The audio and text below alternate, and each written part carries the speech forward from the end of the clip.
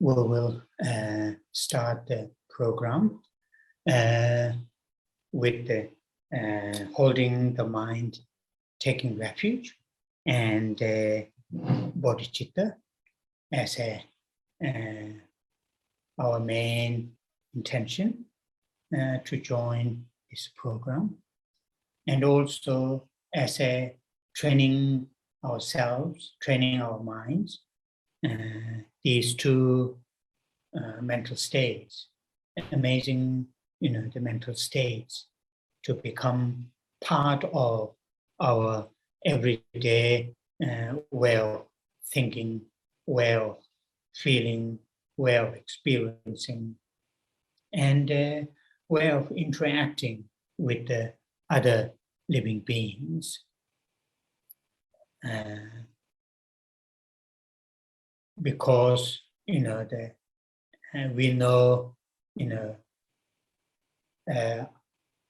when we act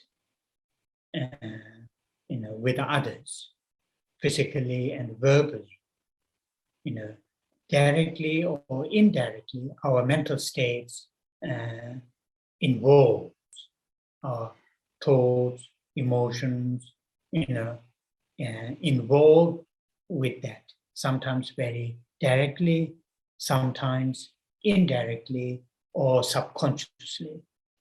And not only our mental states involved, when we act physically, verbally, or mentally, but our mental states involvement is very, very crucial, and that we know from our experiences, And because of that, the Buddha and the subsequent Buddhist teachers, including current those great masters like His Holiness, the Dalai Lama, and other teachers, have again and again have suggested, all the time, really to make sure, our intention or our motivation is as positive as possible, as constructive as possible. Whatever physically, verbally, and mentally that we engage in, and to have positive and constructive motivations, in our daily lives, we need to train ourselves. We need to learn. We need to train our mental states. Our mental states, need the training. So this is, at the beginning of our gathering, all the time, holding these two mental states through the reading those 4 lines.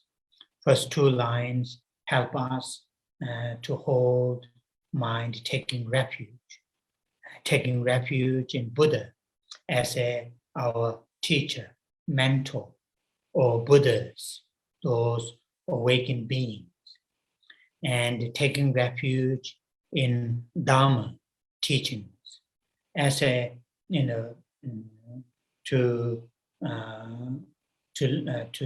learn, to understand, to experience, to actualize within ourselves, and taking refuge in Sangha, treating Sangha members as our spiritual friends, supporters, and holding that kind of mind with a strong and a clear understanding of the qualities of the Buddha, Dharma, and Sangha. Also, clearly understanding the nature of our current, this unenlightened existence, existence which is, result of afflictions and actions which are motivated by the afflictions. So that is here which, these first two lines help us to hold the mind taking refuge. And the second two lines help us to hold, the bodhicitta, the mind of enlightenment. That is very from our heart, very sincerely, very honestly, and very strongly, one have the yearning and aspiration to work for the sake of all living beings, to work well-beings of all living beings, regardless of that we receive different treatments, currently that we have different relationships, but from our side, from our heart, really, treat them equally, to think and to feel, equally want to serve their well-beings, and to serve their well-beings, then, to do that, oneself to experience great compassion and wisdom, the fully awakened mind,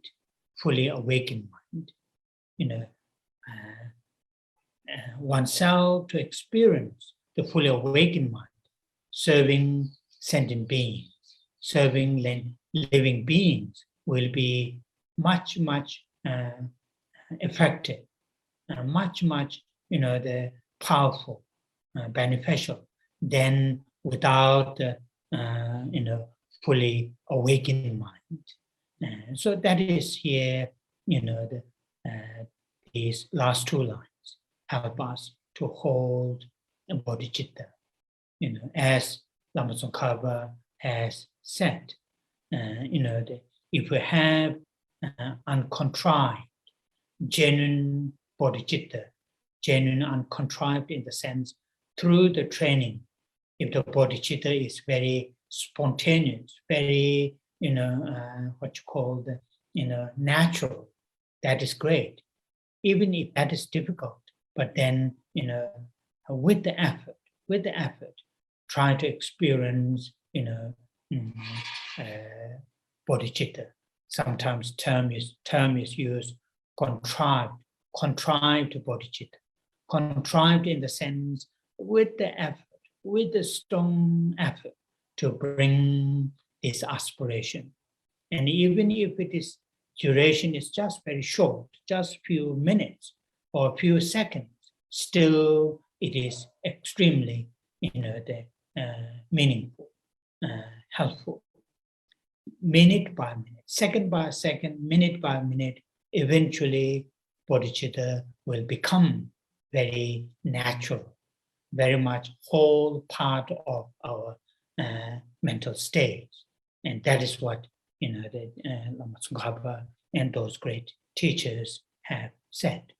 So, this beginning of our gathering, holding these two minds, even if it is very short, but try to hold the two minds, with our best. So through the reading, now we'll read those 4 lines together and hold refuge and bodhicitta.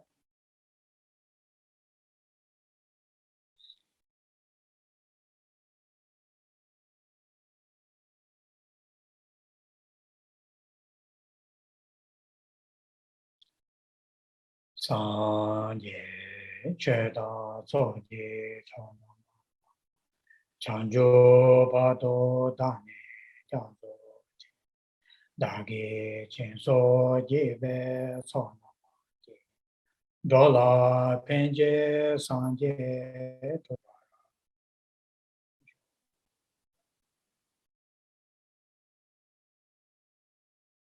Sanje Chedan Soji Chanjo Pato Dane Japso Che Dagi Jinso Jibe Tsona Dola Penje Sanje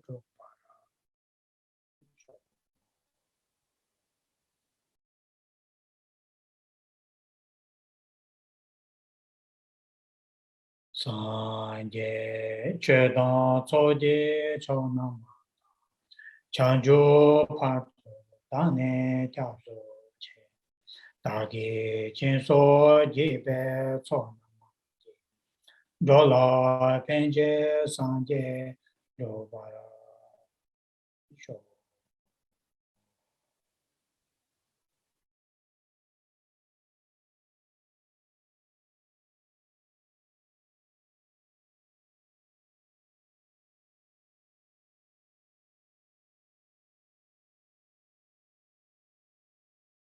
Oh yeah.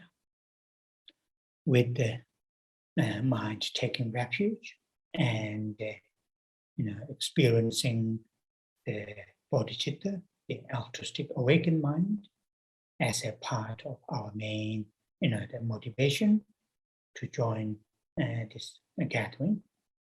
Now we will say cherished mantra, several times together. When we verbally say the mantra, mentally hold very strong compassion towards all living creatures that include oneself, one's own loved ones, one's own family members, colleagues, and also those communities and to extend towards all living beings. Your deep and strong compassion should extend towards all living beings while saying the mantra.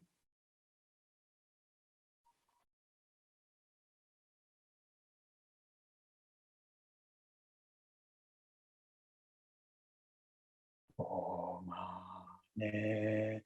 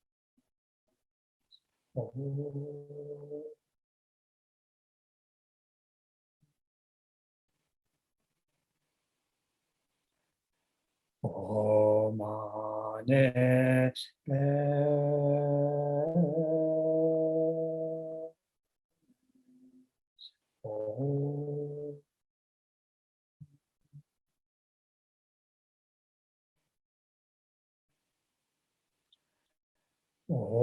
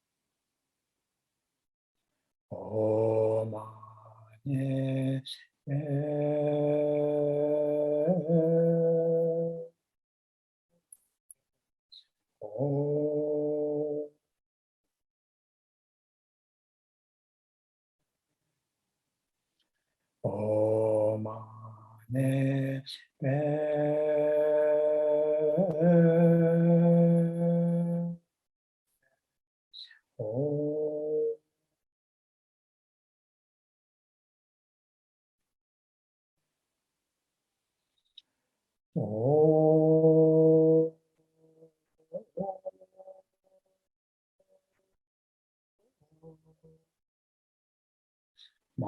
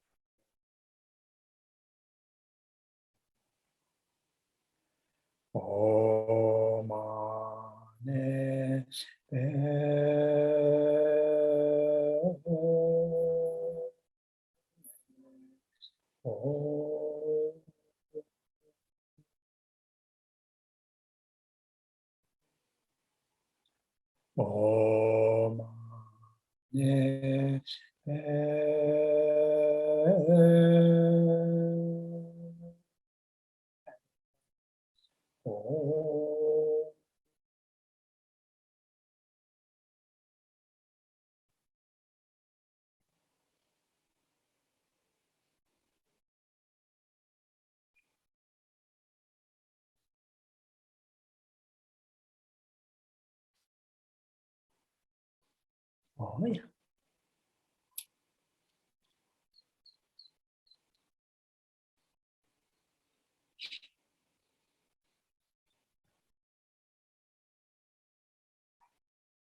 So last, not the last Sunday, Sunday before, which was I think our second Sunday, we read this sadhana. We read the sadhana under the heading of the Power of Reliance, taking refuge, generating the altruistic intention, and we are just reading the visualization part, and having discussed about the power of reliance. Currently, we are just reading the visualization of Vajrasattva. And the previous our gathering, briefly mentioned about meaning of Vajrasattva, Dorje Semba, Dorje Vajra, meaning of the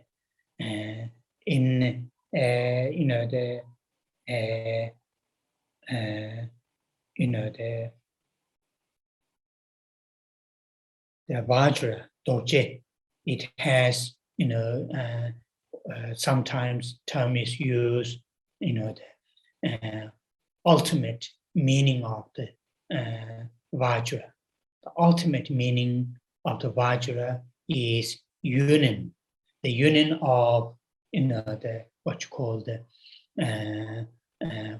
enlightened body and the mind. Enlightened body and the mind. The union of enlightened body and the mind, that union is also called ultimate Vajra. And all the conventional, another way to look at what meaning of Vajra is the union of the great bliss and great union of emptiness, great bliss, which realizes emptiness, and the illusory body, Vaseda, in the Gyuluda Vase. So illusory body is, refers to illusory body itself. Itself has several different stages. Example, illusory body, and the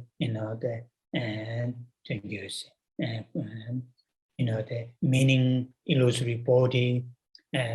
But today, just simply use the illusory body.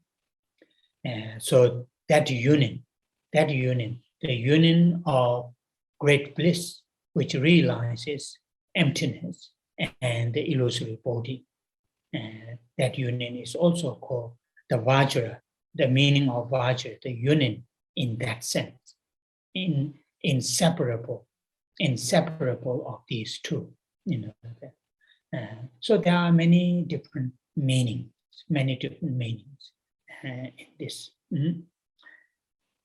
which we briefly touch on there, and our last gathering. So today I want to continue the visualization.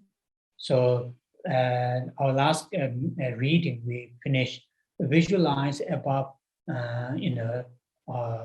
4 inches, about 4 inches above your head, and open white lotus. So here you can initially you can visualize letter pam, syllable pam, or you can visualize sound of syllable pam, and that syllable pam or the sound of pam gradually transform into white lotus, which is open, above 4 inches above your head. In terms of the signs, about one sort of what foot or feet, 1 foot, the size of Vajrasattva can sit, upon that kind of size of lotus. Although it is not mentioned here, some of the meditation manual, it mentions syllable pam. And other meditation manual, it mentions sound pam, sound just pam.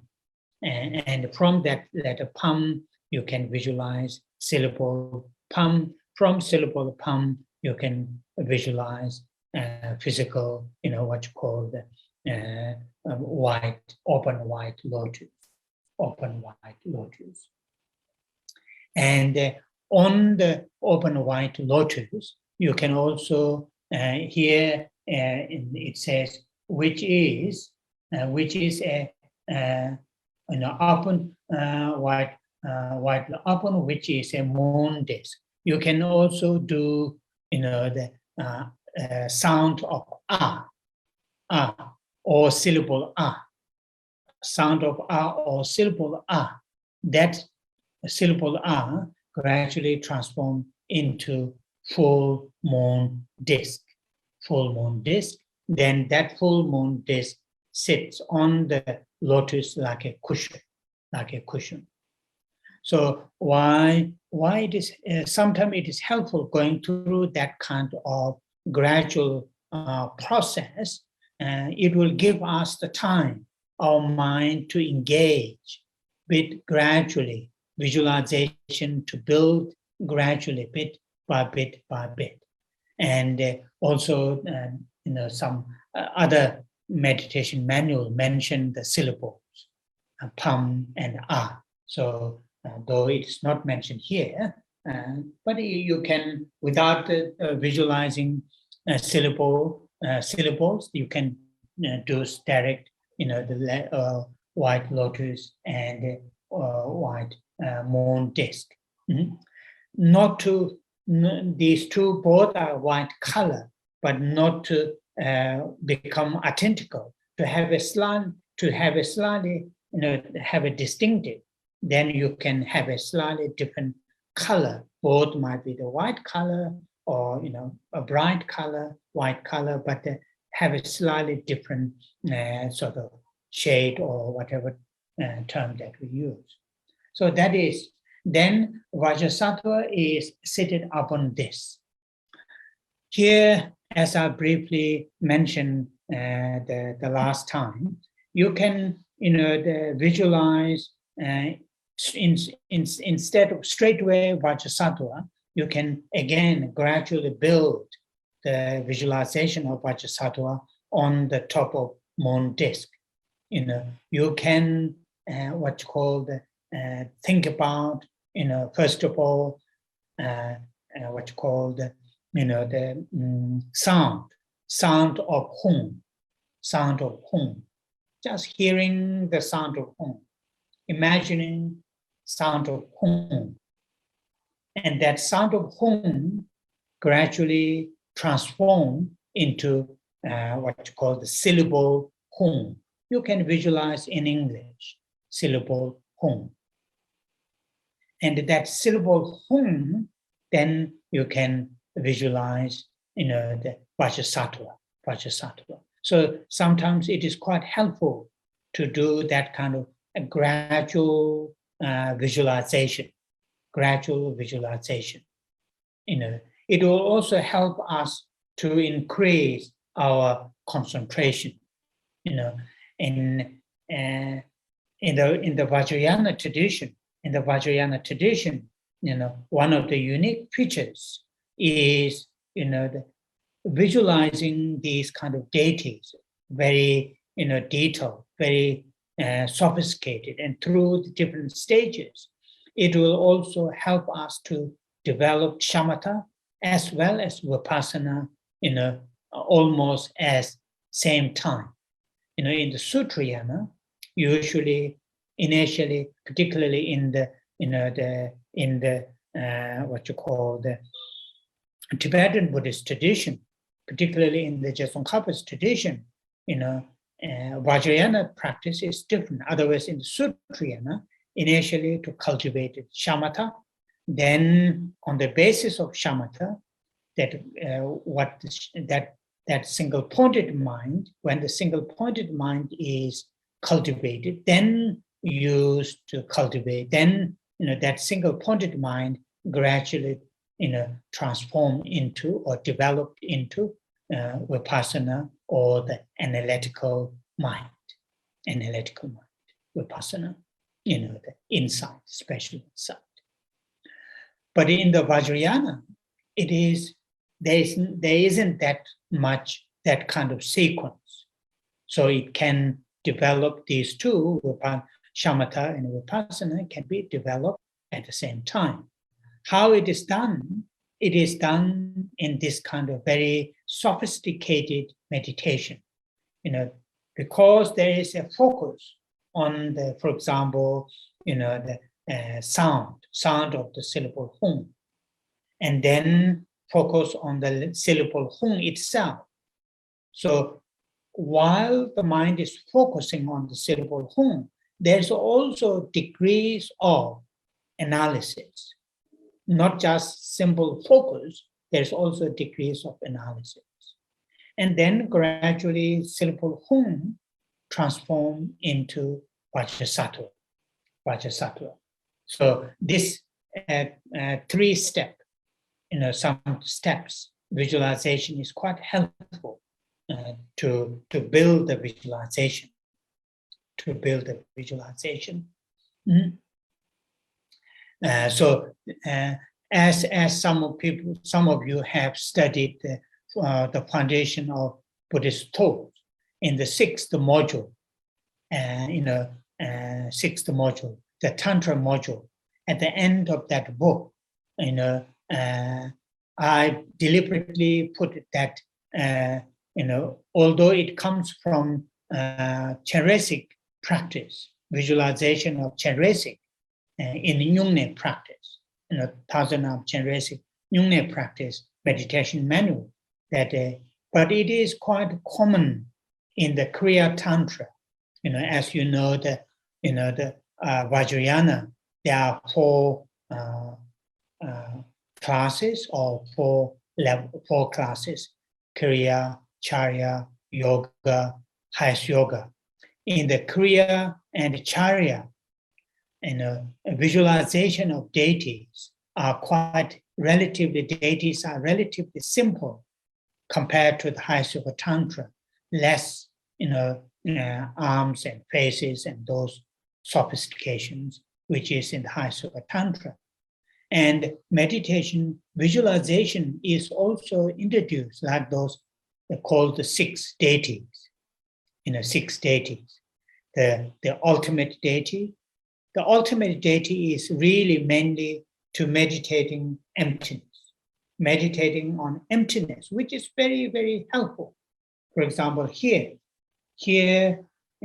before we do the visualize above, above 4 inches, about 4 inches above your head, before doing that visualization, if we do a brief meditation on emptiness, first of all, emptiness, meditation on emptiness, which is related to the environment where we live, and gradually move towards oneself, who is meditator. This meditator, I, who now is meditating, this meditator is, not intrinsic, not, what you call the inherent. This meditator is, what you call the dependently, what you call the dependently aroused. The meditator I is not intrinsic, not inherent, empty of intrinsic, empty of inherent. As a meditator, bringing that kind of what you call the, the experience, that kind of realization, and then spending a little bit time on that, experience of emptiness, then that can be counted as the ultimate deity in those counting 6 deities, the process of visualization, that can be counted as an ultimate deity, which is very, very helpful. Then the meditation will become really rich. Otherwise, without understanding of emptiness, the meditation may become, mental play, just playing, mentally imagining this and that. But if we visualize these, lotus, montes, and Vajrasattva on the basis of, experience of emptiness, then they will not become just, mental play. They will become real something. So that is helpful. The ultimate deity, the deity of sound. Second one is called deity of sound. And the third one is called deity of symbol. Symbol in the sense that syllable, letter. For example, in Cheresic, letter 3. In Tara, letter Tam. Here, letter Hum. In Manjushri, letter 3. Letter D. So each deity has its own syllable, like that. That is the third one, the deity of syllables. Then it is called the deity of form. So that is what we are here now. We are here. So from the,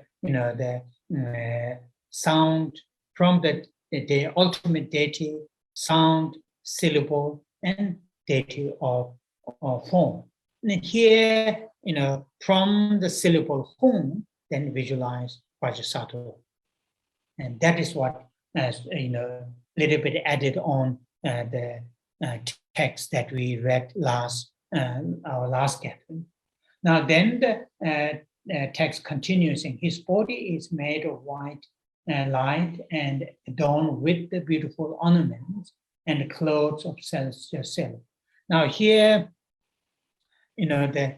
though we visualize lotus, montis, and Vajrasattva, which has one face, two arms, holding Vajra and bell with the ornaments and so on and so forth. But these all are risen. These all are risen out of that earlier, which I've just mentioned, the deity of ultimate deity. That is the meditation on the mind which meditated on emptiness. Mind which meditated on emptiness, that mind gradually, risen, and that mind gradually risen into these stages. So therefore, we can say it is the nature of, not material, not matter. It is a nature of light. We can say it is nature of mind. We can use at light. All the ornaments or all these can be visualized in that way. His two hands are crossed at his heart. So cross at his heart, but here is slightly different in the picture. Right hand, what's called holds the Vajra, left hand holds the bell, and here, so these are slightly different. It doesn't matter which way is, that you feel easy to visualize, easy to visualize. So her heart, Vajra, left holds the bell. So the Vajra, as I mentioned the other day, dojine tabdam. So the Vajra symbolized the literal translation, tab, that means what's called skillful means, or the methods, quite often translated. Dojine tabdam. Chibuni sherabo. The holding the Vajra, holding the bell is the wisdom. So bell represents the wisdom, and Vajra represents the skillful means or the methods. So once again, although these two, hand implements, or these two, bell and the Vajra, there is a separate. One is bell, one is Vajra. But the meaning of these two is again the Vajra, doje. In other words, inseparable. Inseparable, the methods and the wisdom. Inseparable, the method and wisdom. So if cross at the heart, like, holding the Vajra, holding the, at the heart, holding right, holding the Vajra, left holds the bell. Dojine tabda chibuni sherapo. So in Tibetan, that's how it is said. Sometimes, in this sadhana that we are reading, there is this image of Vajrasattva. The bell is held and next to his hip, of that, well, not really hip, as what you call it, yeah. So there, so have a slightly sort of not straight, have a slightly turn like this, both body. But if the Vajra and bell holds at his heart, then it is straight, body is straight. But like in this image, the Vajra is hold at his, the right hand at his heart, and the bell is held at his what's called the lap on the right there, and then the body is slightly turned like this, as you can see, and that is the symbol of bliss, that turn slightly turn like this. So at its heart is a moon disk with the seed syllable hum at its center and the letters of Vajrasattva's 100-syllable mantra standing clockwise around its edge. So that is now up to the, left holds the bell, up to there is the whole Vajrasattva. Then the next step is at the Vajrasattva's heart on a flat moon disk at the center standing syllable hum, then Vajrasattva's 100-syllable mantra, holding here it says, center, letters of Vajrasattva mantra standing clockwise around its edge. They all are standing. They all are standing. So these days, if you look at in Google, there are some very nicely, drawn, or the, how the mantras are put on the moon disk. I saw some time ago. You can look at that. Sometimes those images are quite helpful. Now up to here is the visualization of Vajrasattva. So now here, quite often, it comes called at the Vajrasattva's forehead, marked with the syllable A. At the Vajrasattva's throat, marked with the syllable A. Om, A, Hum. At his heart, heart is marked by syllable Hum. So, Om, A, Hum. So when we look at those visualization, 6 deity, then that is called Deity of Mudra. Deity of Mudra. Usually mudra has a different meaning. Hand gesture is also mudra. But in here, Deity of Mudra, it refers to after the fourth one, which is called Deity of Form, which we have visualized. Then, at Vajrasattva's forehead, forehead is marked by a syllable Om, which is white. At his throat, syllable A, which is red. At his heart, syllable Hum, which is blue. Now, in this case, these 3 letters are not standing. These are like a mark. When we draw, on the paper, it is marked. Different from the syllable Hum and the 100-syllable mantra. Syllable of Hum and 100-syllable mantras are standing, like a 3-dimension, standing. For example, if we look down to our heart, we will see they are standing like this, standing. So these Om, Hum are not standing like that. They are really very much marked at forehead, throat, and heart. And this Om, Hum symbolizes all the enlightened beings' body. A symbolizes all the enlightened beings' speech.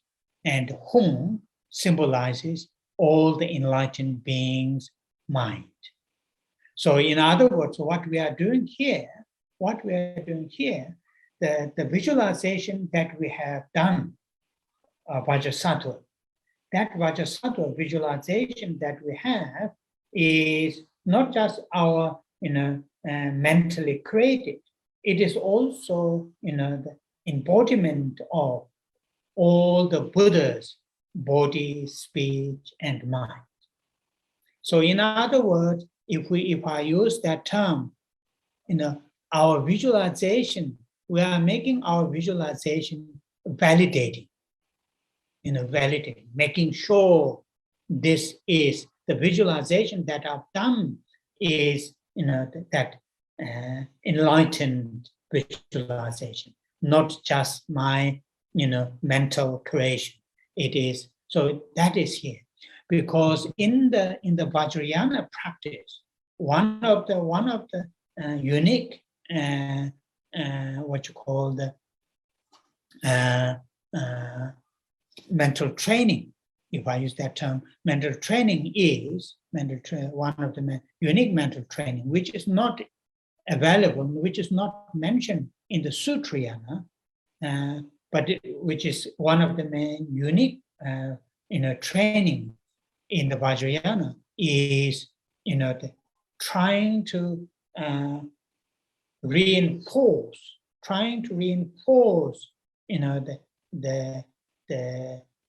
our visualizations. Our visualizations are real enlightened beings, either in front or self. Currently we are doing the front, but if we do the self visualization, oneself visualizing the deity, we need to reinforce it is real. That is what you call Ngajel Jamba, Thai Senang Dang Ngajel, the two unique practice. Selnang, that means having clear and strong appearance of the deities. And the Ngajel, that means clear and strong divine identity. That is important in the Vajrayana, which is not in the Sutrayana. Which is not in the Sutrayana. In the Vajrayana, in certain extents, quite often it is called, anyway. So in the Vajrayana, we are what you call the challenging to our sense of ordinariness. Tamil ki nangshin. Tamil is ordinary. Ordinary in the sense unenlightened. My body is unenlightened. My mind is unenlightened. These things are unenlightened. And having that kind of sense, then having all the other things. But in the Vajrayana, with the practice, it is directly challenging to that sense of ordinariness. And how the challenging is done, try to have a clear divine appearances through the visualization, either front or self or both. And second one is strongly creating divine identity. Self, front, environment, and that is unique. And that is directly challenging the sense of ordinariness. So anyway, I'm going too much detail.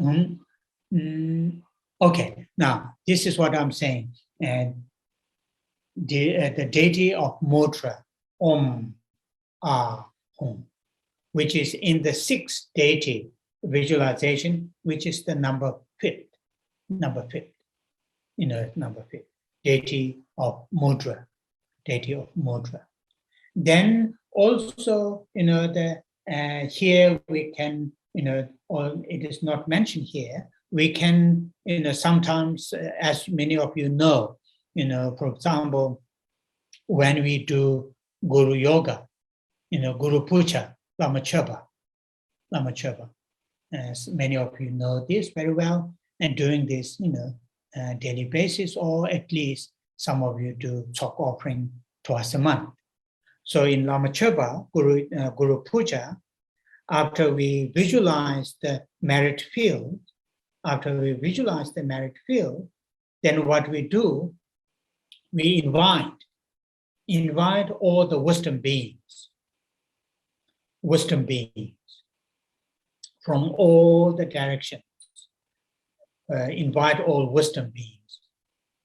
Wisdom beings means invite all the enlightened beings here, and to dissolve to the visualization.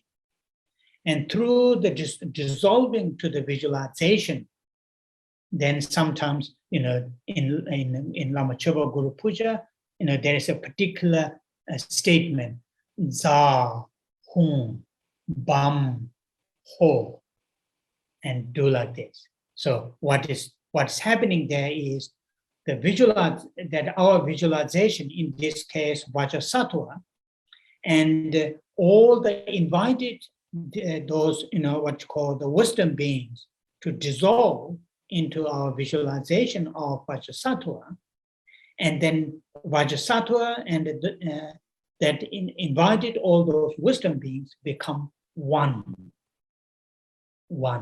za, hum, bam, ho, So that is something. So in the sixth deity meditation, and that one is called deity of sign.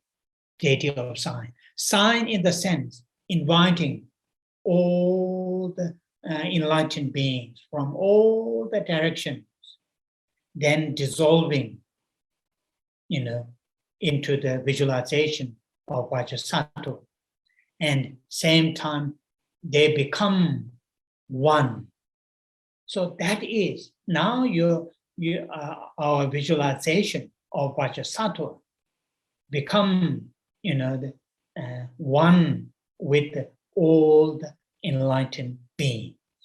So the process is very beautiful, very nice. Started with our meditation on emptiness, then gradually build stage by stage by stage.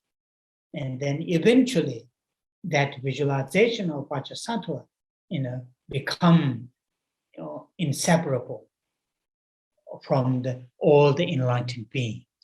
So looking at the six deities, ultimate deity, which is meditation on emptiness, then deity of sound, before we visualize lotus, or in this case Vajrasattva, to imagine syllable hum, then go to deity of sound of hum, then go to the third deity of syllable, letter hum, sound become hum, sound gradually become letter hum. So as I mentioned earlier, those computerized images are sometimes quite nice, hearing the sound, eventually forming the form. So that is exactly what we are here doing. Sound hum become syllable hum. Syllable hum become Vajrasattva. And then go through the process, detail, hands, hand implement, the ornaments and all those things.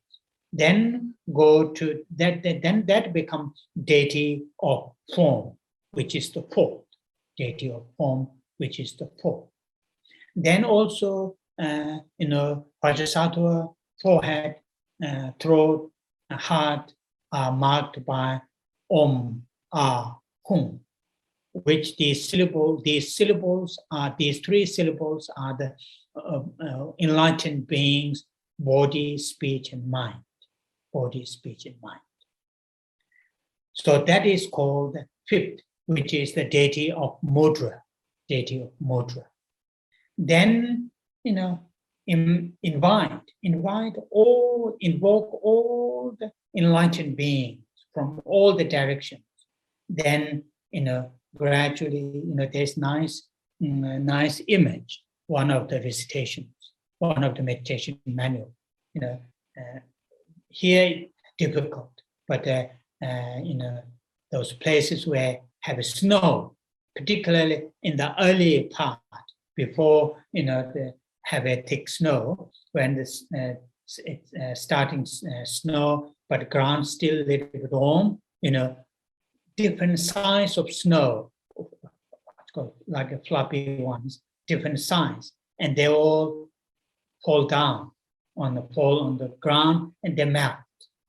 Then like that. In one of the meditation manual, it mentioned like that. From all the directions, all the enlightened beings are, coming, invited, and then one by one dissolve into that visualization. And, that is called the Deity of Sign, Deity of Sign. So there's six, which is very helpful as a gradually training our mind. Okay, that is the part of the, the art of the four powers, power of reliance. Before we do the apply the power of reliance, which is here taking refuge and generating bodhicitta, we visualize the, the Vajrasattva. So that is important.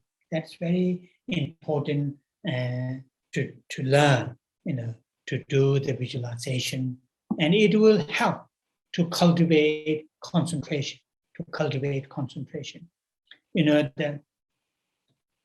Anyway. So now the actual here, the art of the four powers, it is the power of reliance, or sometimes I use power of base or power of foundation, base or foundation, whatever. And here it is, holding the refuge and bodhicitta, holding the refuge and bodhicitta. So,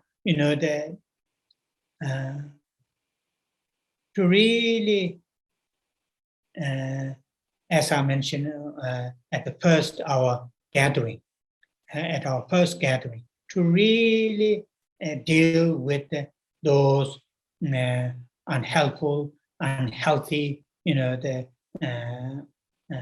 what you call our actions, our activities, and activities that we have done in the past, those unhealthy, unhelpful, negative, activities that we've done in the past, and their seeds are with us, propensities are with us, and so on and so forth, All these are, 99%, they all are related to others, other living beings or their environments. Most of the unwholesome, unhealthy, and negative activities are, that we created, that we, accumulated, and related to one way or another, directly or indirectly, related to others. So to really to change that, in the future, and not to do the same. And what we have done in the past, to really not to add it more on the what we have done in the past, then we have to change our, basic, fundamental, what you call mental state, way of thinking, way of, thinking and way of seeing the sentient beings related to the sentient beings. And to do that is, from the Buddhist point of view, taking refuge and particularly generating bodhicitta. I mean, here taking refuge, we are talking about taking refuge from the Bodhisattva practitioner's point of view, or taking refuge Vajrayana practitioners' point of view. So Bodhisattva and Vajrayana practitioners' point of view, taking refuge is not just oneself to be free from samsara, not just see the some samsaric problem related to only oneself. Bodhisattva practitioners and Vajrayana practitioners taking refuge. One of the main causes is seeing, understanding the sentient beings are going through, samsaric difficulties. Sentient beings are enduring dukkha and origins of dukkha. That must be the main one of the main factors to take refuge.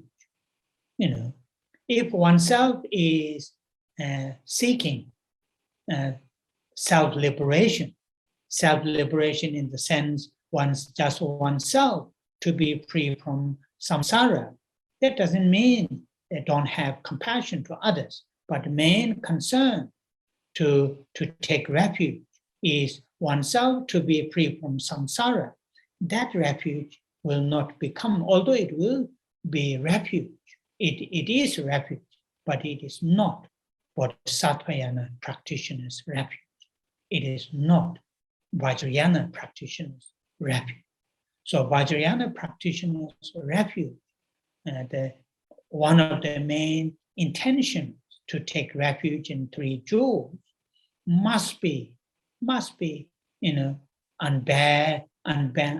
unbearable, that sentient beings, all living beings, enduring dukkha and the origins of dukkha.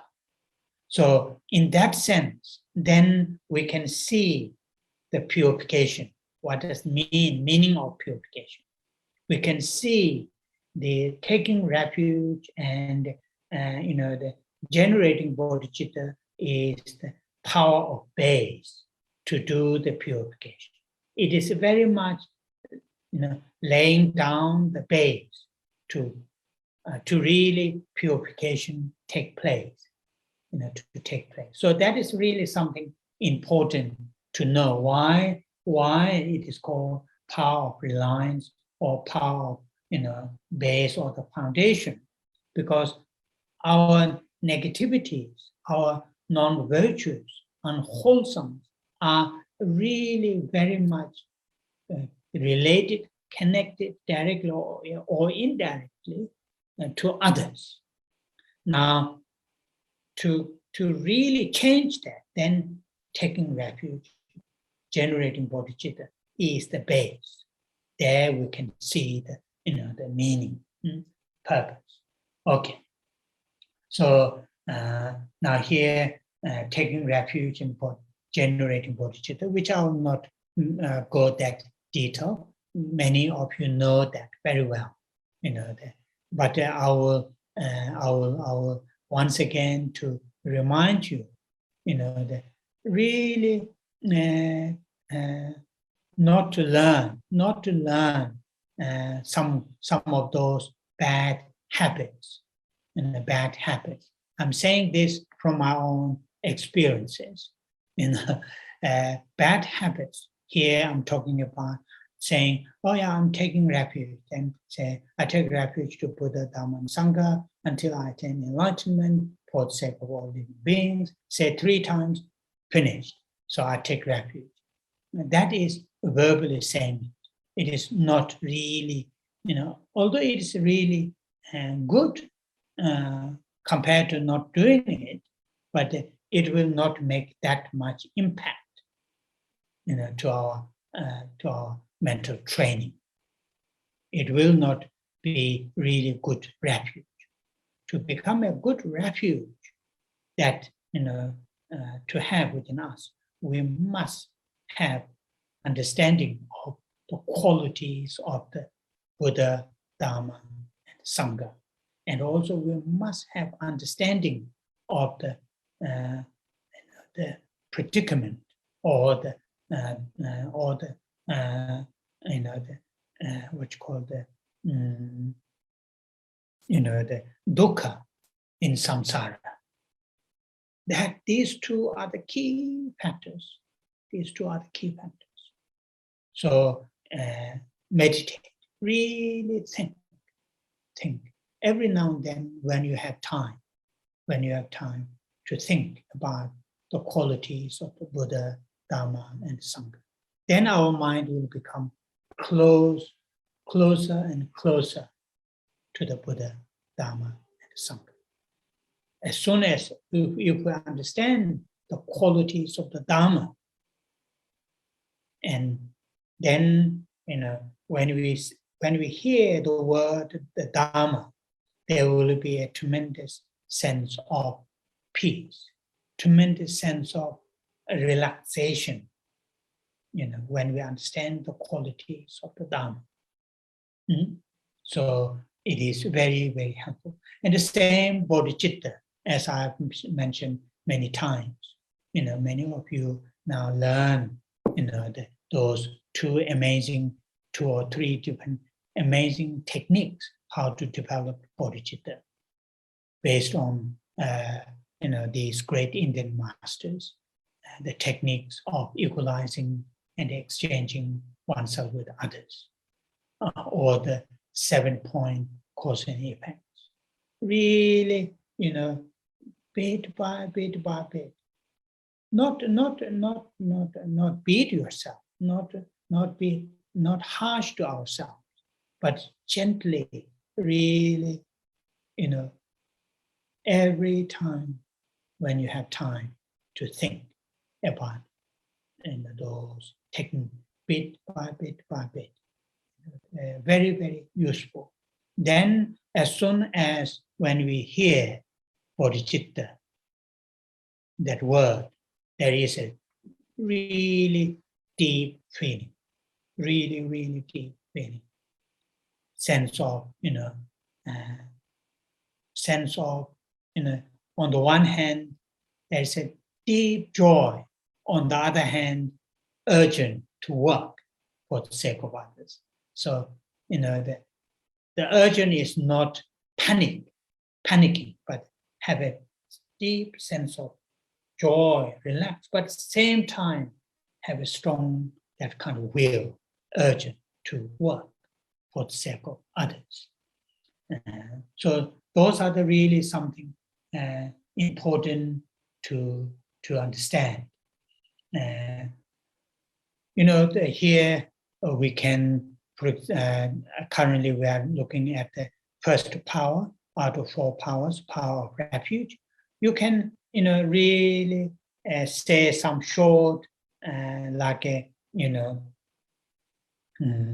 lines in a Guru Puja, Lamachaba, those 4 lines, Namo Guru Be, Namo Buddhaya, Namo Dharmaya, Namo Sanghaya. Say that word, those lines, and then bring the mind taking refuge. Bring the mind taking refuge, and every now and then, reconnect that visualization of Vajrasattva, and also at the Vajrasattva's heart, on the moon disk, syllable home, and the syllable 100-syllable mantra.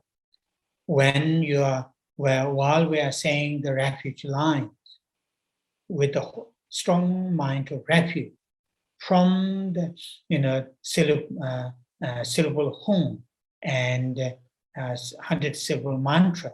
In fact, entire Vajrasattva's body, in the aspect of multicolored lines, in the nature of Vajrasattva's, the body's qualities of the body, speech, and mind, descend upon one's own, through one's own head, and fill the entire body, and that imagine all the negativities, all the obstacles, all the, those unhealthy mental states, behaviors are purified. Right at the beginning, don't need to wait that until at the mantra recitation. Just do that at the related to the what you call the while we are taking refuge. Sometimes just count maybe 7 times or 21 times refuge. Hold the refuge more. Do the visualization like that. Also, holding bodhicitta, strongly holding bodhicitta, doing the visualization from the Vajrasattva's body, speech, and mind, and at his heart, 100-syllable mantras. The aspect of multicolored lines, or some meditation manual says multicolored nectars or white nectars. It is up to the individual. There isn't fixed, to do this, do that, descend upon, and thinking all the negativities that we have created with our body, speech, and mind are purified, purified. Particularly negativities that are related to sentient beings that we have created. We have directly or indirectly, this life or many lives in the past, knowingly or unknowingly, out of those what you call unwholesome minds, out of attachment, aversion, and ignorance that we cause harm, others to encourage to cause harm, or rejoice, enjoy, or participate with us. All those negativities are purified, while saying the refuge or saying and holding the bodhicitta.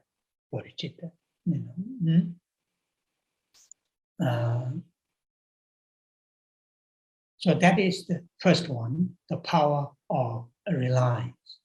Now, moving to the second, the power of regret, And here, which I mentioned, I think at the first or second our gathering, this time reading, Vajrasattva reading, to cultivate regret, and due to negativities, unwholesome that we have done, and that we are doing now, or may do in the future, with our body, speech, and mind.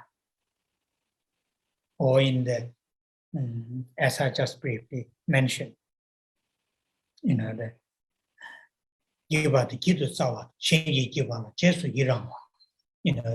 in one of the sutras called Three Heaps, confessing sutras, 3 heaps. In that sutra, it says, that means done in the past, doing at the moment.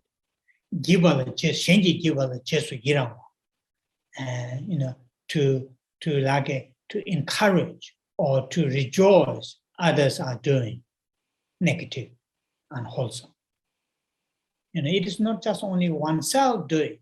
Sometimes we may not do ourselves, but we may participate when others do. Or we may think, oh, that is great. Rejoice. And so on and so forth. So that is here. So to get a really deep, genuine sense of regret, not like a mimicking, not like other people have told us, this is wrong, but then here, as I mentioned, the first day or second day, really understanding the law of cause and effect, particularly karma, law of cause and effect related to our what's called the volitional or will, our volition, our intention, by our intention, our actions. Here, the intention should not be understood very obvious and very active intention. Many of those intentions are very much part of our habit. We very much in subconscious, habitually, we have done this in the past, habitually that intention is present, but not that very obvious. So those actions. So in that case, law of cause and effect, understanding of teachings of karma is very, very important here to cultivate deep sense of regret, deep sense of regret. As I mentioned the other day, to cultivate, to really function the purification with these four powers, from the Tsongkhapa's teachings point of view, or from the general Buddhist teachings point of view, we have to have, good understanding, not just intellectual good understanding, but heartfelt good understanding of entire Lamrim from the Gelug's teachings point of view. But from other Tibetan Buddhist teachings point of view, equivalence of Lamrim. If we have a whole, understanding of the whole teachings of Lamrim, not the intellectual understanding, heartfelt understanding, supported by intellectual understanding, then, these four powers can be, very, can be developed very effectively. So that is here, it is important. I would encourage you to read, particularly in this case, to cultivate Power of Regret, to read Lamrim middling score. Within the middling score, the section of karma, section of karma, law of cause and effect. It is also have in the small scope, but also in the middle scope in Lamrim, out of 3 scopes: small scope, middling scope, and great scope. That is really very, very helpful. Very, very helpful. Power of regret, because when we understand law of cause and effect, in the understanding of law of cause and effect, there are 2 main things. As you know, there are 2 main things. 2 are, as you know, affliction and karma, affliction and action. Affliction and action. Karma is action. Le dang nimong. Le is karma, action, nimong is affliction.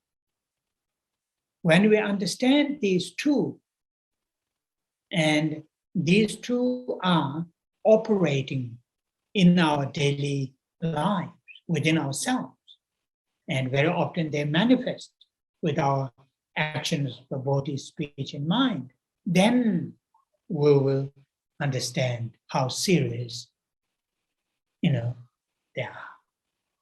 When we understand how serious they are, then we will feel regret.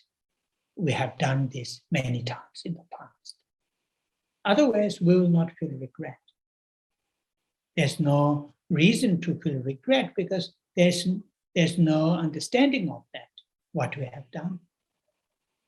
Isn't it? So clearer, stronger, that we have understanding of affliction, and actions which are committed under the affliction, then we'll have regret. Also, relationship between cause and effect.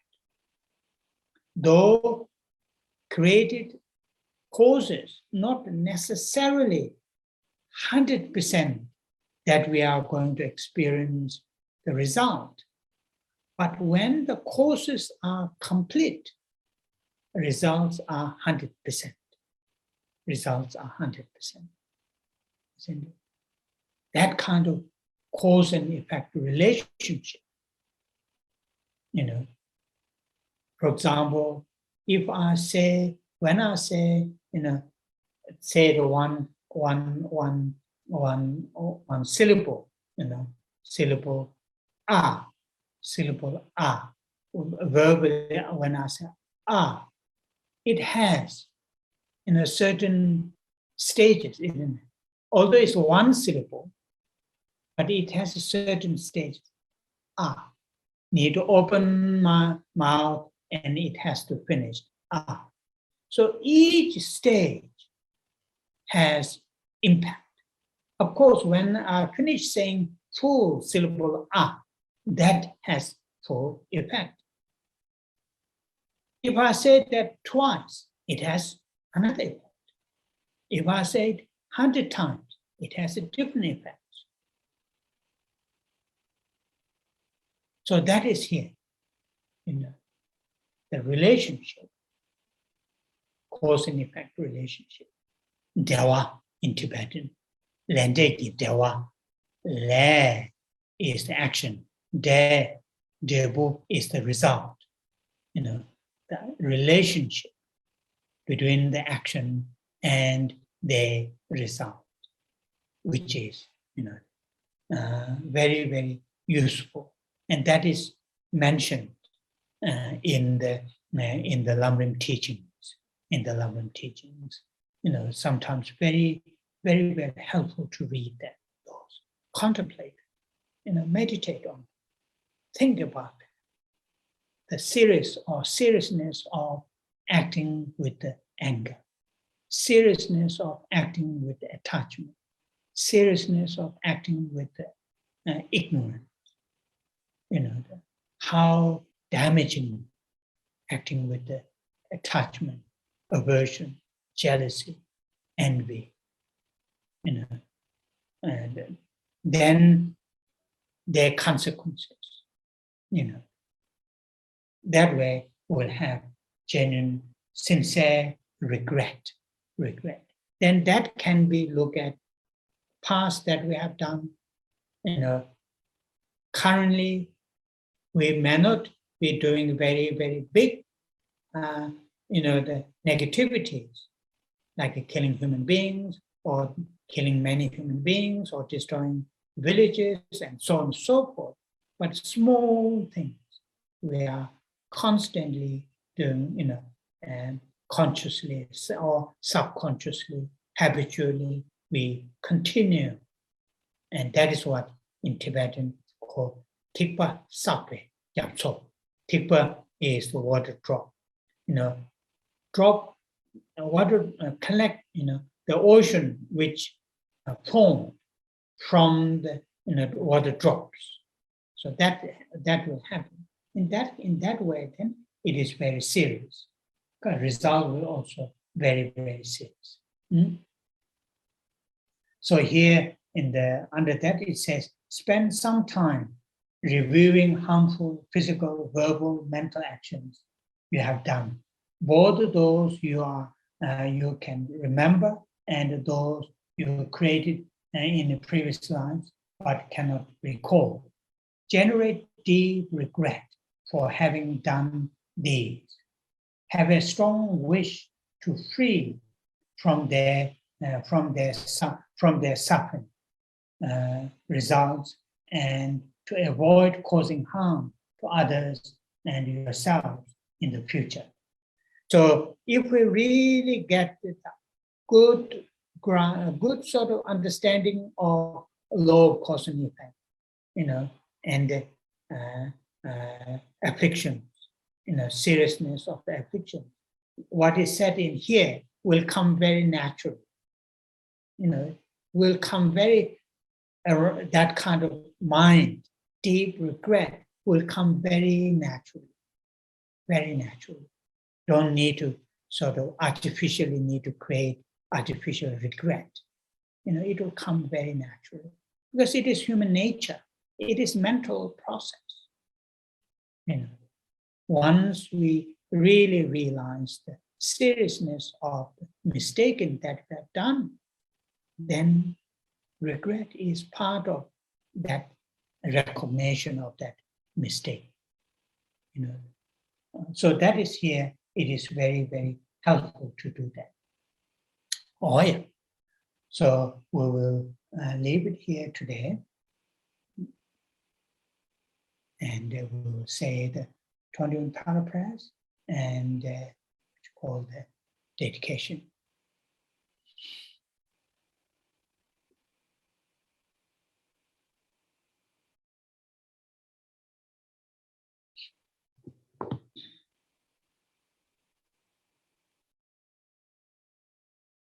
Om Jeze Pamadama Chase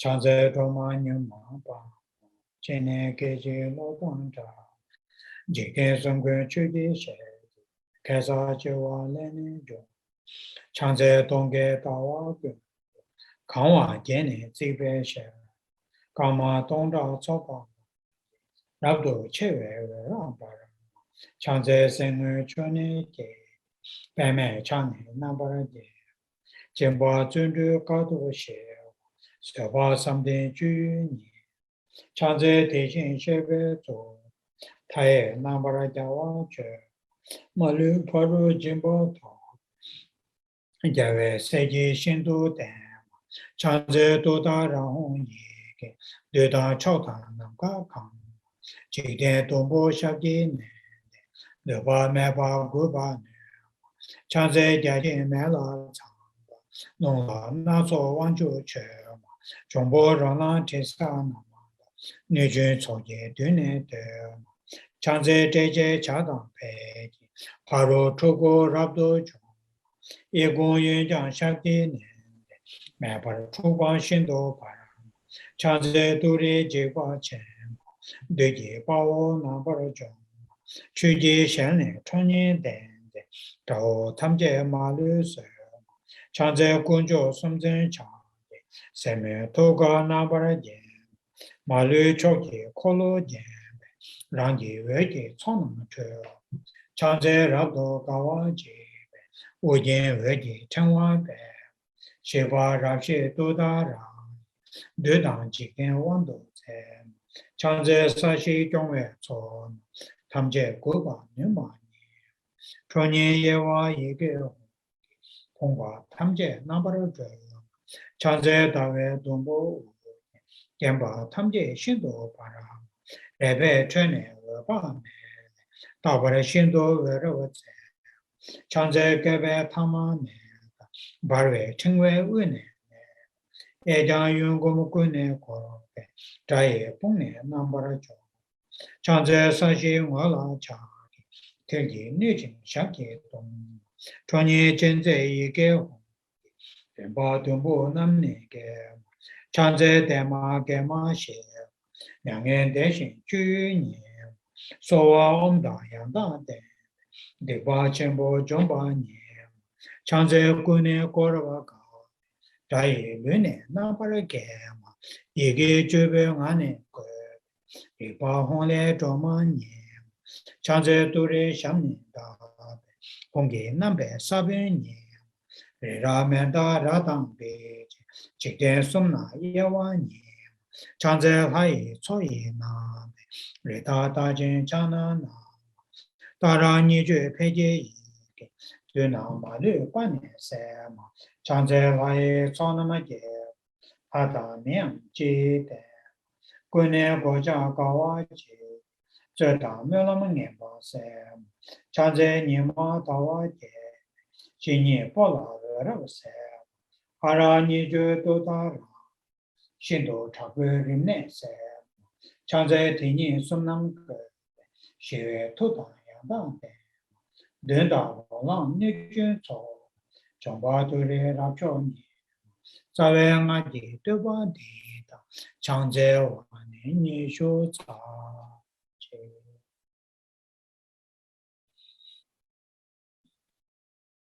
Gewa Di Jiwo, Sanama Yeshe Chozo Shen, Sanama Yeshe Lechong, Tamba Kuni Tambara Sho, Chanjo Semcho Rinpo Che, Maje Panama Jejo Che, Jeba Nyamba Meba, Kone Kondo Ewa,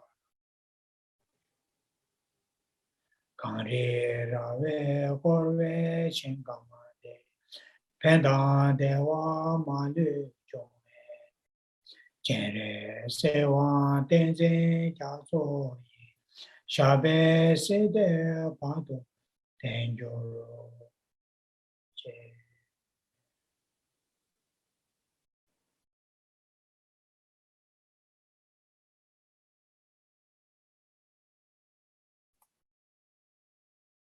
Oh yeah.